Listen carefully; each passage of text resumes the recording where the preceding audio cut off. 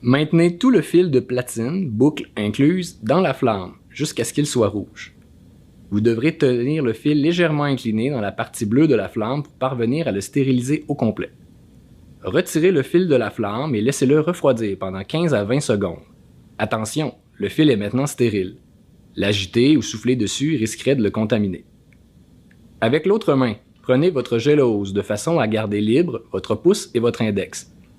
Maintenez le couvercle entrouvert à l'aide du pouce et de l'index pendant que vous récoltez une colonie isolée à l'aide du fil à boucle.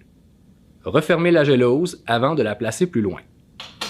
Prenez maintenant la gélose stérile, de façon à garder libre votre pouce et votre index. Maintenez le couvercle entrouvert à l'aide du pouce et de l'index pendant que vous faites glisser le fil à boucle sur la gélose, de façon à passer délicatement sur le quart de la surface avec un mouvement de va-et-vient latéral, sans revenir sur les régions précédentes. En effectuant ce mouvement de va-et-vient, assurez-vous de maintenir la boucle parallèle au milieu gélosé. Refermez la gélose et stérilisez le fil à boucle dans la flamme du brûleur. Faites pivoter la gélose d'environ 90 degrés dans votre main.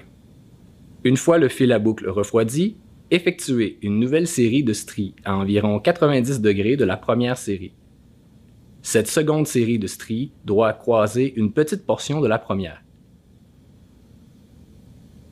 Répétez les deux étapes précédentes de façon à obtenir 4 séries de stries, dont chacune croise la série précédente.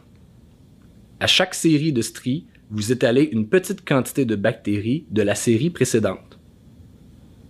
Le résultat visé est donc un nombre de colonies décroissant entre chaque série de stries, jusqu'à l'obtention de colonies isolées.